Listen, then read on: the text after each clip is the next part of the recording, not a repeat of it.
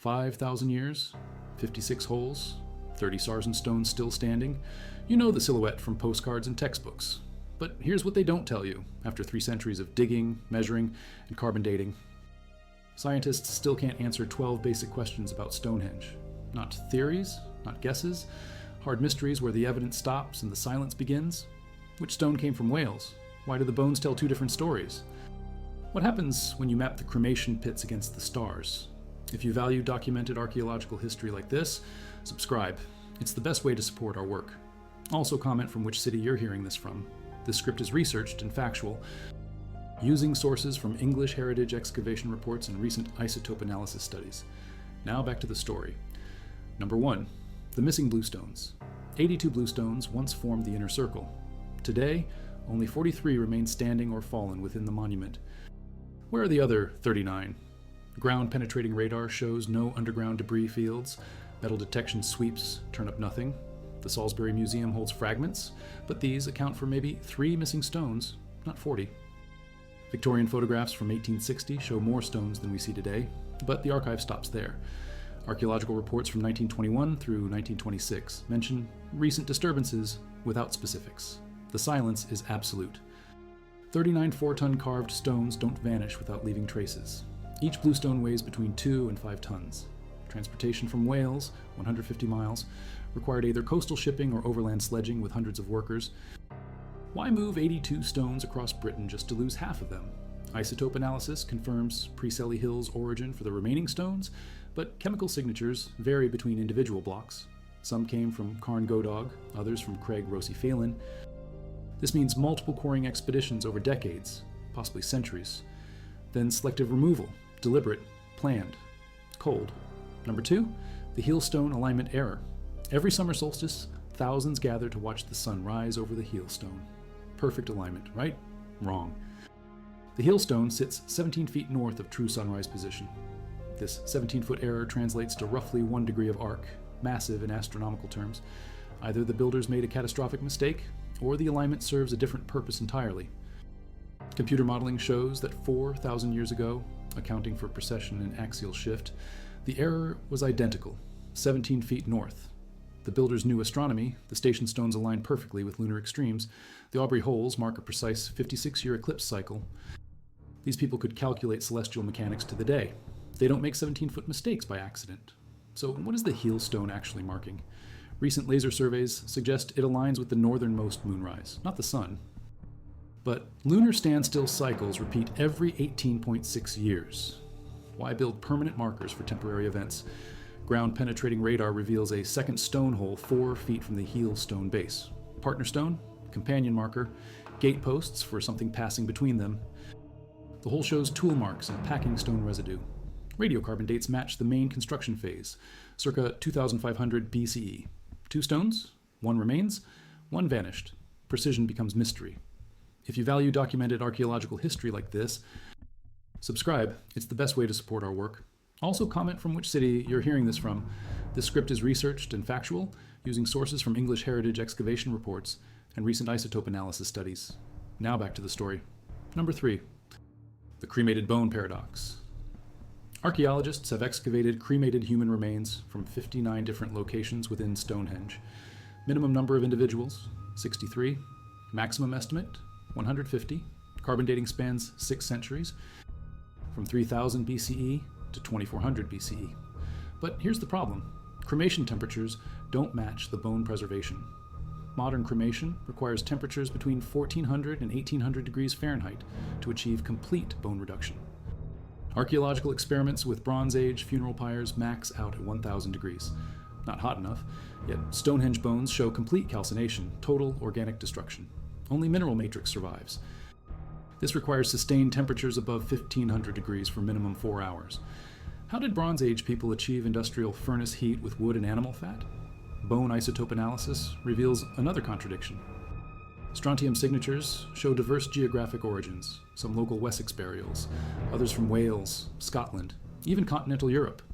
These weren't locals, they were pilgrims, travelers, people who journeyed hundreds of miles to die at Stonehenge, or to be buried there after death elsewhere.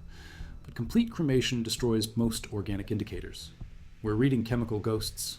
The Aubrey holes contain the highest concentration of cremated remains. 56 holes, each precisely positioned around the monument's outer edge.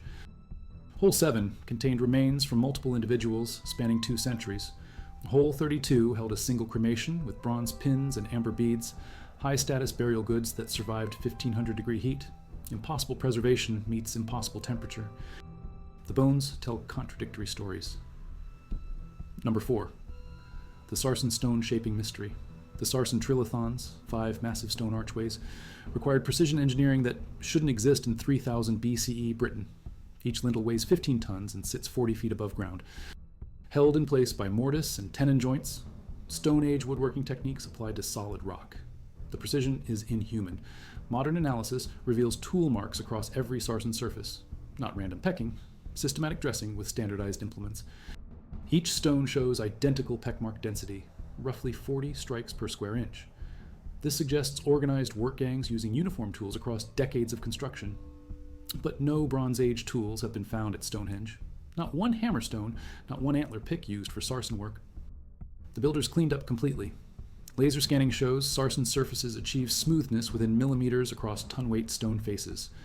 The inner surfaces, those facing the monument's center, are dressed smoother than the outer faces. This indicates aesthetic priority, not structural necessity. Form follows function, but function remains unknown. Why smooth stones that weigh 30 tons each? Why shape surfaces no one will touch? The lintels present the greatest puzzle. Each 15-ton capstone required lifting 40 feet into air, then precise positioning onto curved mortise joints. Experimental archaeology suggests this needed 400 workers pulling synchronized rope systems.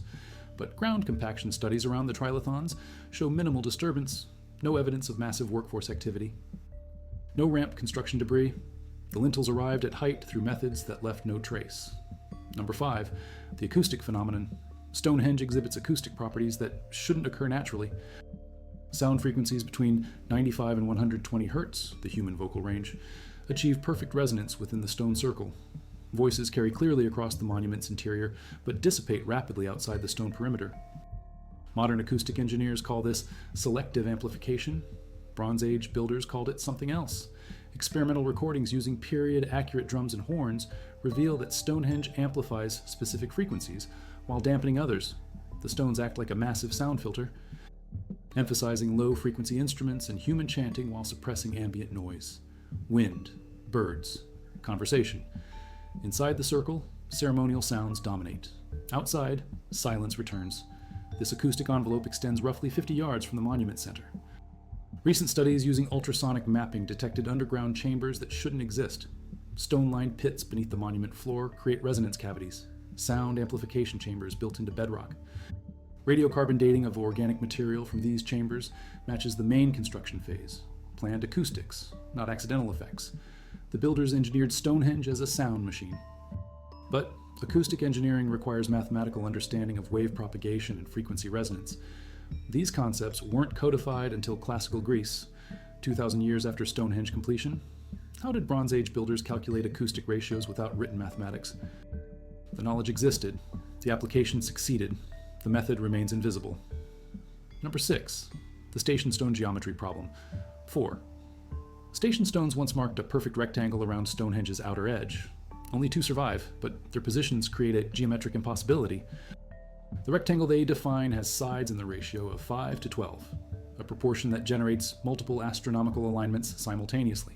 Too precise to be coincidental, too complex to be accidental. The station stone rectangle aligns with lunar standstills, solar solstices, and cardinal directions within degrees of accuracy. Each corner marks a different celestial event. Northeast corner catches midsummer sunrise, southeast corner frames midwinter sunrise, northwest corner aligns with major lunar standstill north, southwest corner points to major lunar standstill south. 1 rectangle. 4 different astronomical functions. Mathematical perfection.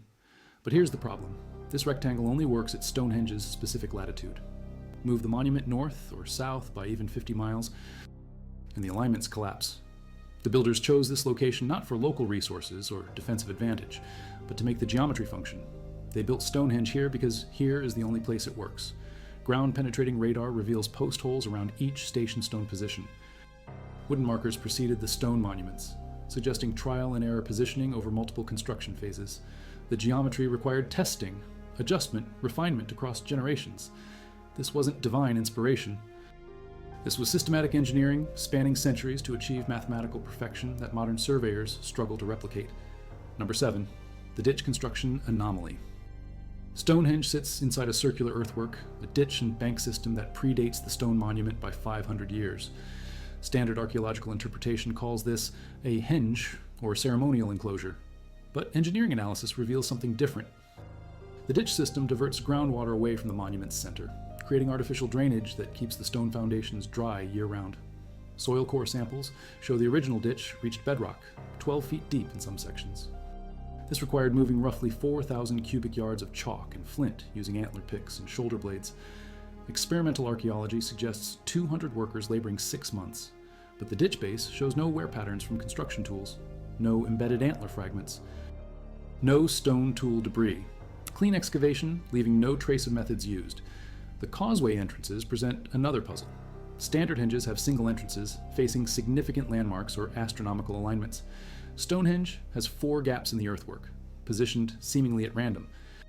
But elevation surveys reveal these gaps channel surface water runoff away from the monument center, drainage engineering disguised as ceremonial architecture, function hidden within form. Recent ground penetrating radar detected stone-lined drains beneath the earthwork. These underground channels connect the ditch system to natural springs half a mile away. Engineered hydrology that kept Stonehenge's foundation stable for 5 millennia. The builders weren't just moving stones, they were managing water tables with precision that rivals modern civil engineering. Number 8. The Bluestone Transport Route. Enigma. Moving 82 4-ton stones from Wales to Salisbury Plain required unprecedented logistics. The traditional route follows rivers and coastal waters, down the Preseli Hills to Milford Haven, then by sea around Land's End, up the Bristol Channel to the Severn Estuary, then overland to Stonehenge. Total distance, 240 miles. But recent analysis suggests a different route entirely. Glacial erratics, stones carried by ice sheets, have been found throughout the Welsh borders. Some researchers propose that bluestones reached Stonehenge naturally, carried by glaciers during the last ice age. But glacial mapping shows ice sheets never extended far enough south to reach Salisbury Plain. Natural transport stops 50 miles short. Human intervention remains necessary for the final stage. Experimental archaeology using replica Bronze Age boats suggests coastal transport was impossible. Period vessels couldn't handle 4-ton cargo loads in open water. Overland sledging becomes the only viable option, requiring prepared roadways and massive workforce coordination. But no Bronze Age roads have been found between Wales and Wessex. No evidence of systematic deforestation for sledge runners, no campsites or tool caches marking the transport route. Isotope analysis of bluestone chips found at quarry sites in Wales shows identical chemical signatures to Stonehenge specimens. This confirms transport actually occurred.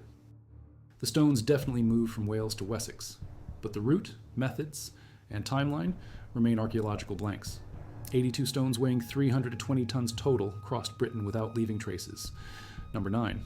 The Trilithon collapse pattern. 3 of the 5 Sarsen trilithons have collapsed since Stonehenge construction. Standard interpretation blames gradual subsidence and weathering over millennia, but structural analysis reveals something else. The collapses follow a specific pattern that suggests deliberate destruction, not natural failure. Trilithon collapse dates cluster around specific historical periods: Roman occupation, Saxon settlement, Norman conquest. Each era of cultural change coincides with monument damage, but ground-penetrating radar shows trilithon foundations remain stable throughout. The stones fell from their connections, not their bases. Joint failure, not foundation subsidence. Precision destruction targeting specific structural elements. Modern engineering analysis shows the trilithons were overbuilt, designed to support loads far exceeding their own weight. Each upright could handle twice its lintel load without structural stress. The mortise and tenon joints were carved with safety margins that should prevent failure under normal conditions. These structures shouldn't collapse naturally, yet 3 did. Archaeological evidence from around collapsed trilithons shows organized cleanup efforts. Stone fragments moved and stacked, debris cleared from walking paths. This suggests controlled demolition followed by site maintenance. The collapses were managed events, not random failures. Someone has been systematically dismantling Stonehenge for 2,000 years. Number 10. The Aubrey hole purpose. Mystery. 56. Precisely spaced holes mark Stonehenge's perimeter, each 3 feet deep and perfectly circular. Named after 17th century antiquarian John Aubrey, These pits contained cremated remains, wooden posts, and stone markers at different periods throughout the monument's history. But their primary function remains unknown. The 56-hole pattern matches lunar eclipse prediction cycles with mathematical precision. 56 years equals 3 complete lunar nodal cycles, plus 1 minor adjustment. Moving a marker stone one position each year around the Aubrey holes creates an accurate eclipse calendar spanning multiple generations. Astronomical computer built from chalk pits and wooden posts. But this requires understanding of lunar mechanics that supposedly didn't exist in Bronze Age Britain. Excavation reveals that Aubrey holes were repeatedly reopened and refilled over centuries. Layer analysis shows distinct phases of use: initial construction around 3000 BCE, wooden post installation around 2800 BCE, cremation burials from 2700 to 2400 BCE, then abandonment. Each phase involved complete excavation and careful backfilling, systematic maintenance spanning 800 years. But ground-penetrating radar shows additional holes beyond the documented 56, phantom pits that align with the main sequence but contain no archaeological material. Empty holes positioned where the mathematical sequence demands markers, but physical evidence shows none. The pattern extends beyond what archaeologists have found. 56 documented holes, unknown number of invisible ones. The system continues underground. Number 11, the Y and Z hole abandonment. Concentric circles of pits surround Stonehenge's Sarsen circle, 30 Y holes in the inner ring, 30 Z holes in the outer ring. Each pit was excavated, then immediately backfilled without being used. 60 holes dug for unknown purpose, then abandoned at completion. Construction effort wasted on an incomprehensible scale. Radiocarbon dating places, Y and Z, hole construction around 1500 BCE, roughly 1,000 years after the main monument. This represents a major construction phase involving hundreds of workers and months of labor. But unlike other Stonehenge features, these holes show no evidence of posts, stones, or burials. They were dug empty and filled empty. Pure labor without apparent function. Soil analysis reveals that Y and Z holes were backfilled with material from their original excavation. But in reverse order, bottom layer material went back on top. Surface material returned to bottom. Deliberate inversion requiring careful separation and staging during backfill operations. This wasn't random abandonment. This was systematic reversal of the excavation process. Recent research suggests Y and Z holes represent failed astronomical observations. Their positions create sightlines towards specific horizon points where celestial events should occur, but don't. Miscalculated astronomy. Errors in prediction that required abandonment when reality didn't match expectation. 60 holes mark 60 failed observations. Trial and error carved in chalk. Number 12. The monument's sudden abandonment. Around 1400 BCE, all construction at Stonehenge stopped abruptly. Tools were abandoned mid-project. Stone shaping work ceased with blocks partially dressed. The monument was simply walked away from, never to be completed. But isotope analysis of final phase burials shows continued use for ceremonial purposes spanning another 6 centuries. The last construction phase involved reshaping existing sarsens and repositioning fallen stones. Ground-penetrating radar shows tool marks on stones that were never finished, wooden scaffolding holes that were never filled, stone chips that were never cleared away.